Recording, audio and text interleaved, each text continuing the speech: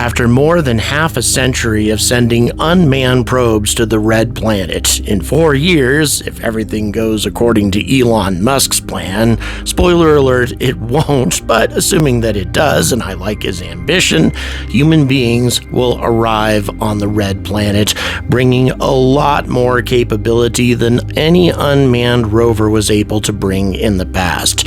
And of course, the intention is to bring a vehicle like Starship down to the Martian surface. Actually, precisely a vehicle like Starship with an enormous amount of payload capability, capable of carrying lots of passengers, and also a reusability factor that makes it very inexpensive to bring large amounts of cargo not only to Mars but also to the Moon and virtually anywhere else in the solar system. But what happens if this doesn't go as planned? What happens if Starship doesn't live up to its expectations? Or what happens if Elon Musk's clashes with the government results in disaster and the end of the program?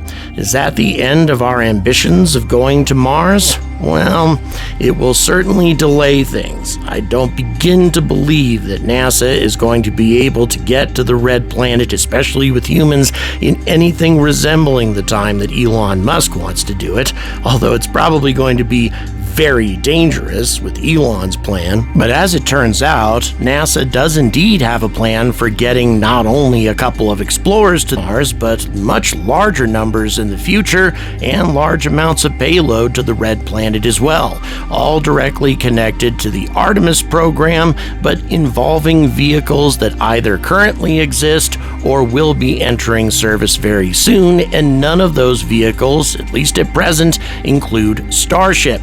So what is this plan? Is it doable? How expensive is it going to be? And what sort of challenges are we really going to be facing as humanity embarks on its most ambitious adventure to date, the exploration and colonization of the Red Planet?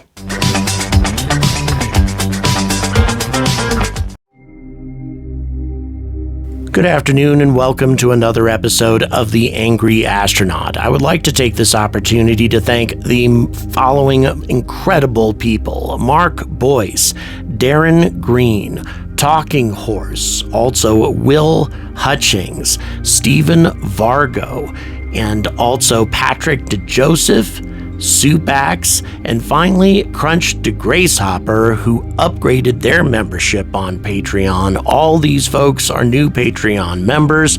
Keep in mind, guys, we have an ever-expanding library of Patreon exclusive videos you can take advantage of. Make sure to check those out. And for those of you who haven't become Patreon members yet, if you want to, all the details are in the description, and it costs as little as $3 a month. There's also a lot of folks who help me out on PayPal. I'll be recognizing you in my next episode. Okay, enough of that. Let's talk a little bit about the colonization of Mars and how NASA intends to handle it. And yes, indeed, NASA is planning a long-term presence on the Red Planet, not just an expedition, but rather at least a permanent base of some kind, and they've done a lot of work on this objective. But first of all, let's talk about the planet that we're talking about colonizing here, because Elon Musk talks a lot about going to Mars, but doesn't talk a lot about Mars itself and what it's like, because it is a very unique and fascinating planet. The topography is striking. You have northern plains flattened by lava flows, and these contrast with the southern highlands, which are pitted and cratered by ancient impacts. The surface of Mars, as seen from Earth anyway, is divided into two kinds of areas with differing albedo or brightness.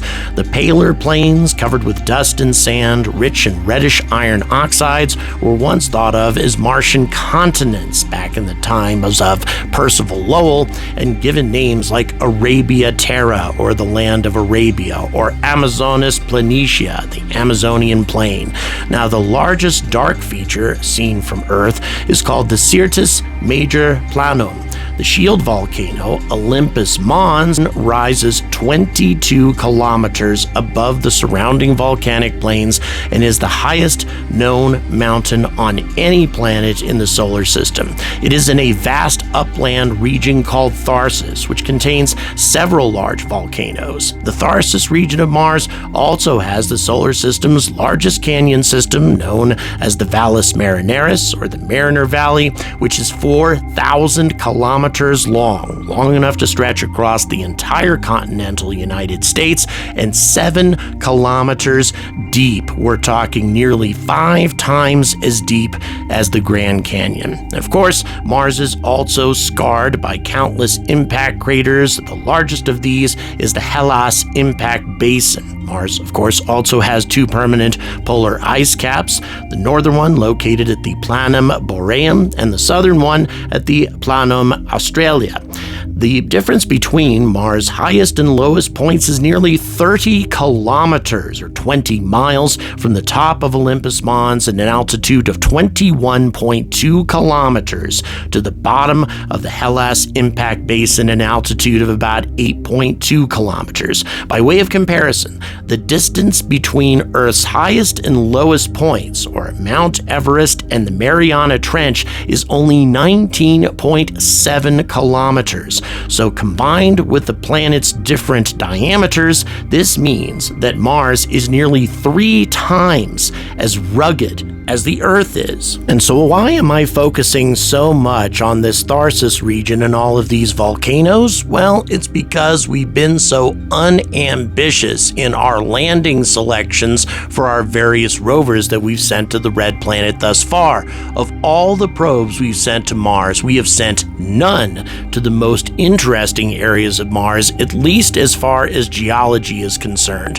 These enormous volcanoes, these mega deep canyons, all of these things have only been observed from orbit, which means the general public really has no idea that these things exist. And not only that, these regions of Mars are most probably the best regions for us to establish a colony anyway.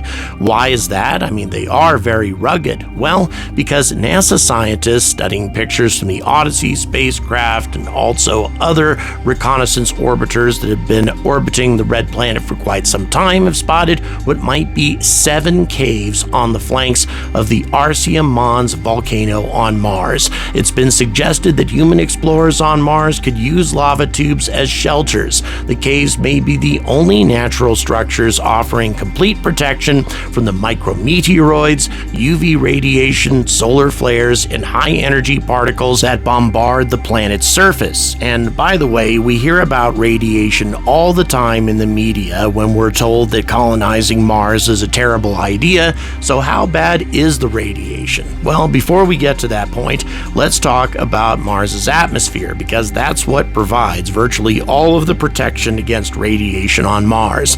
Like the atmosphere of Venus, Mars' atmosphere is composed mostly of carbon dioxide, but it is, of course, a lot thinner. The atmospheric pressure on the Martian surface averages about 600 pascals, which is 0.6% of Earth's mean sea level pressure. Not enough pressure to maintain human life at all, even if you were wearing some sort of oxygen mask.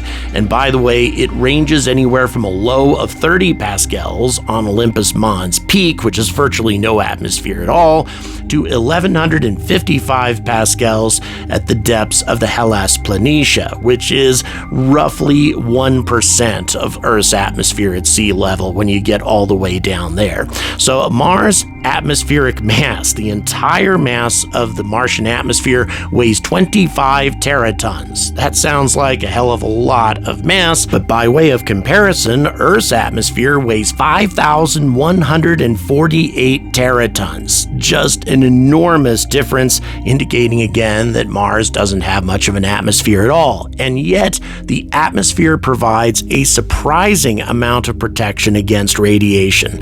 As we are constantly told in the media, the surface of Mars is bathed in a considerable amount of radiation. but it just isn't quite the same as the radiation that one would experience in interplanetary space or even on the surface of the moon.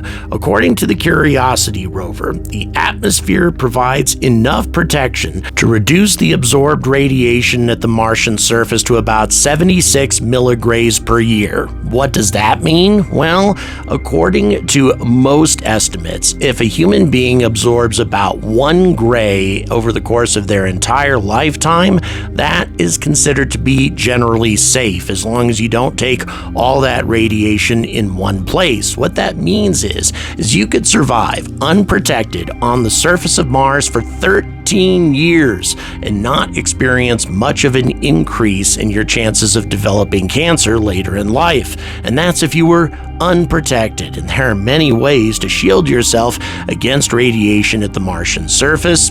Variety of different types of structures made out of Martian regolith, or preferentially, these Martian caves inside volcanoes like RCA Mons provide protection not only against radiation, but against micrometeoroids. The only real significant threat are coronal mass ejections or solar storms. If you were on the surface of Mars and got hit by one of those, you would probably absorb a considerable amount of radiation in just a few hours. But we have a considerable amount of warning for those sorts of things, so as long as shelters are available, colonists could definitely protect themselves in the event that something like this were to happen. So this is not that significant of a barrier for anybody trying to colonize the red planet. What about other things? What about water? Well, water happens to be incredibly prevalent all over Mars. It's rather amazing how much water there actually is on this planet. What you're looking at right now is a water map of the Tharsis region of Mars that we've been talking so much about, including water that's in pretty close proximity to RCA Mons, where our lava tube colony could possibly be established. How much water are we talking about? Well, over the entire planet, there's approximately 5 million cubic kilometers of ice that has been identified either at or near the surface of Mars. That's enough to cover the entire planet to a depth of 35 meters, and there's even more ice deeper inside Mars. However, the recent ice that's been discovered that you've probably seen reported in the media a lot, it is so deep that it would be very difficult to take advantage of. There are salty perchlorates, poisons that are present not only in the Martian regolith, but also probably in Martian ice that would need to be filtered out. However, there's a variety of different ways to do that with naturally occurring bacteria here on Earth, or enzymes created by that bacteria that could not only get rid of the perchlorates, but also create breathable oxygen as a byproduct. If you want to learn more about that, I have a video in my Patreon collection that deals with all of that in great detail. So water, no problem. Breathable oxygen, no problem. Protection from radiation, no problem. So really, the major issues are, number one, how do we get there? Number two, how do we keep ourselves safe and alive while we're traveling there? Number three, how do we safely land there? And number four, how do we take enough equipment, enough food, enough life support, etc. to get a colony started until we can take advantage of the resources available on Mars so we don't need any support from Earth and have a self-sustaining colony? Well, number one, getting there. And I'm going to briefly explain orbital mechanics to you so we can understand just what the challenge is in traveling from Earth to Mars, because it's a little bit more complicated than you might think. It's not just taking a direct path to Mars, because of course we're dealing with two planets who are in motion and they're moving at different speeds. Because of the sun's gravitational pull, planets that are further out from the sun are moving slower, planets that are closer to the sun are moving more quickly, meaning that if you want to intercept Mars, you need to actually go slower rather than faster in order to intercept the planet. So a spacecraft intercepting Mars is actually slowing down relative to the Earth rather than speeding up, although it requires thrust in order to cross the distance between Earth and Mars, but it's changing its orbit as it's doing so, and as you can see from this animation, Mars catches up to the intercepting spacecraft in the process. Now, if you don't just want a flyby once you carry out your interception, you need to apply different thrust, because this orbit, although it allows for an interception, doesn't allow for you to orbit the planet. You need to actually match and duplicate Mars's orbit completely, which requires another adjustment in your speed. So the combination of this orbital speed plus the adjustment you have to do on intercept is called a delta V. In this case, you're looking at a change of 3.8 kilometers per second, slowing down in order to intercept Mars, and then another change of 2.3 kilometers per second in order to orbit Mars. Total of about 6.1 kilometers per second worth of delta V, as opposed to 9.5 kilometers per second worth of delta V just to get from the Earth's surface up to orbit. So when anybody talks about using nuclear engines or more powerful Raptor engines to cross the distance between Earth to Mars faster, that's a little misleading, because the faster you cross the gulf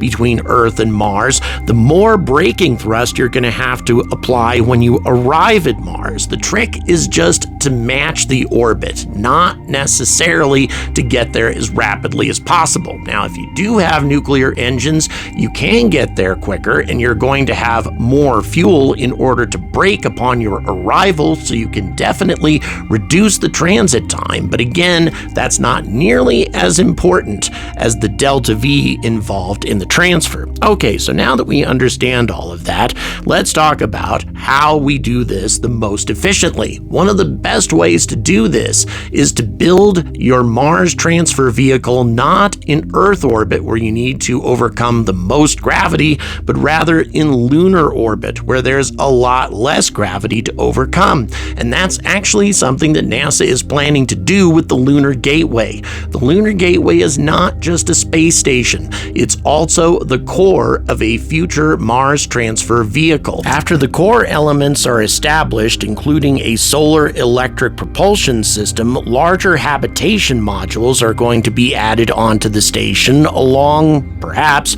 with a lot more solar panels, but still using the Orion as the primary control ship. In other words, the bridge being provided by the Orion, and the rest of the habitation and propulsion system being carried on the rest of the ship. And the concept vehicle gets bigger and bigger as time goes on until they're ready to make the journey to Mars. Now, a lunar space station will still be left in place, but also you're going to have a Mars transfer vehicle in lunar orbit, where you require less delta V in order to intercept Mars, because the gravity is a lot less orbiting the moon, and solar electric propulsion, which may not provide enormous amounts of thrust, but utilizes its fuel far more efficiently, meaning that you will have more than enough fuel remaining once you intercept Mars in order to slow down and enter a stable orbit. That's very, very important, and something, by the way, that Starship may not be able to accomplish. It may lose so much fuel in the transit from Earth to Mars that it won't have enough fuel to provide braking thrust to enter a stable Martian orbit. But all of that having been said, you can also add nuclear engines to these types of ships, and all that does is make the transit faster, because it provides a combination of fuel efficiency and powerful thrust, meaning that you can make the transit faster and still have enough fuel to provide the necessary braking to enter a stable orbit. Again, stable orbits are really important, because in my opinion, landing human beings on Mars is going to be a lot more dangerous if you try to do it by just using the atmosphere to decelerate your ship, as opposed to entering orbit. If there happens to be a dust storm that kicks off in the time that elapses between the departure of your ship and your arrival at Mars, that could lead to disaster. The better solution, in my opinion, is to use a conventional landing craft with an inflatable heat shield. We've already tested these and they've proven to be very effective, and they can land up to 20 metric tons, which is more than enough to get a colony started. Indeed, you could carry several landing vehicles on the same transit spacecraft and land multiple loftids on the surface of Mars, and it would just be a lot safer that way. It provides a lot of deceleration, a lot of protection for the astronauts and their cargo, and it allows you to choose your own landing site and the time that you're going to land on the surface of Mars, rather than being subject to the whims of an atmospheric deceleration when you arrive. So what does this ship look like? What's it called? Well, it's called the Martini. And this isn't the entire concept vehicle, it's only a part of it. It has the Orion command vehicle. It has a solar electric propulsion system, which should also be replaced by a nuclear propulsion system. And by the way, all of this is being built in Earth orbit, or preferentially in lunar orbit, where you don't need as much delta V to carry out that intercept. And you also have a habitation module. And instead of using a small metallic habitation module, as is depicted here, you use one of these, or maybe even two of these, the B330 module from Bigelow Aerospace. Now, Bigelow is out of business, however, Sierra Space is building inflatable modules just like this. As you can see, it's an inflatable space habitat designed for use in space stations, interplanetary vehicles, or even surface habitats on the Moon and Mars, and include a life support system designed to safely support a crew of 6 in the long term. The structure of the B330 is essentially a solid central core surrounded by an inflatable, thick-walled bubble. The core contains the life support systems, the bathroom, and possibly also food storage, air tanks, and a solar storm shelter. At each end of the central core is a docking port and an airlock. One end of the module has 2 large solar panel arrays and 2 thermal radiators, but there are much bigger versions of this module if you really want to try them out. But before we get to that, how do we deploy modules like this? Well, the B330 and also the Life module that Sierra Space is working on can be deployed by a rocket with a 5-meter fairing. In other words, Vulcan Centaur, the Ariane 6, all of these rockets can deploy one of these massive inflatable modules that, by the name you can guess, has 330 cubic meters worth of space, which means 3 of them together, as you see here, would have the same amount of habitable space as Starship has. But if you want to upgrade to a full-fledged colonization ship, well, you can upgrade to the B2100. 2,100 cubic meters worth of space, which can be deployed by a Starship or an SLS or a similarly large rocket, which means even if we don't have Starship, the SLS could theoretically deploy one of these, and one would be all you would have to deploy. Because keep in mind, let's talk about the internal volume of these massive modules. If we're talking about a crew of 6 astronauts for a B330, the bare minimum free volume required per person is generally considered to be 10 cubic meters, although the preferred minimum is about 19. In the B330, even if half of the module is devoted to supplies and equipment, there will still be 27.5 meters worth of free volume per person, meaning that if we're looking at a B2100, you could put 50 colonists on board, giving them each at least 19 cubic meters and actually a little bit more. That's double the space available on Starship, meaning that one Starship can deploy double the space that Starship itself has available, meaning that you're getting twice the efficiency from these types of modules than you would get if you were using Starship alone. This suggests that if NASA does end up using Starship, or whoever decides to colonize Mars uses Starship, the most efficient way to use it is to deploy these kinds of massive modules either to Earth orbit or perhaps to lunar orbit sometime in the future and get to Mars that way. It's going to be able able to carry more cargo, more passengers, more everything than Starship on its own. So the bottom line is all of the components of a ship like this can be carried by existing rockets, including perhaps SLS if you really want to burn the kind of money to make that happen, but still you could use a chain of B-330s launched by 5-meter fairing rockets and accomplish the same thing, and also all of the necessary propulsion systems, life support, everything else currently exists. So really, it is doable. This can be done without Starship and without Elon Musk if the will and the money to commit to something like this exists, which frankly, I really doubt. I think that it's going to be necessary to have Elon Musk and his drive to colonize the Red Planet to make this happen in anything resembling the rest of my lifetime anyway.